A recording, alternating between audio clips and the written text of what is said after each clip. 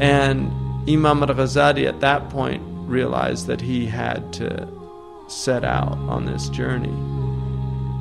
So he puts his family in a situation where they were taken care of. He had daughters. His only son died, Hamid. And his wife was taken care of. And he said he was going to go on Hajj. And he set out. And he spends 10 years of his life pretty much just traveling in the Muslim world and not telling people who he was and living in a total state of abasement. His livelihood was done by copying books out. He used to copy books and sell them. And he actually became a janitor. He became a janitor at the Umayyad Mosque in Damascus.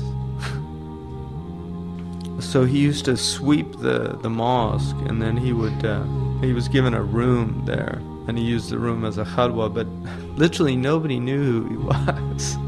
They were teaching his books in the mosque. And he actually mentioned, he came upon places where they were teaching his book. He was once in a madrasa, and one of the teachers was saying, well, like the great Sheikh Abu Hamid al-Ghazali said, and he said he had to leave because he feared the ujub coming into his heart. Just really amazing person. For 10 years, that's what he did. There's actually, at one point, there was a group of ulama sitting, and this man came up and he asked a question, and Imam al-Ghazali was literally sweeping nearby, and he heard this man ask this question, and none of the ulama could answer.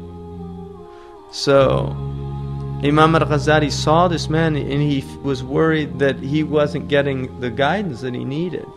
So he went up to the man and he told him, the answer to your question is this. And the man looked at me, started laughing, and he said, all those ulama couldn't answer me, and you think I would believe you? You're just a janitor.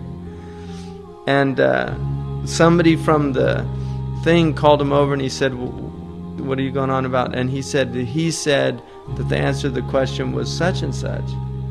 And all these men were amazed at that. And he said he had to leave. He left at that point again, because he just didn't want anybody to know who he was. And that was his state.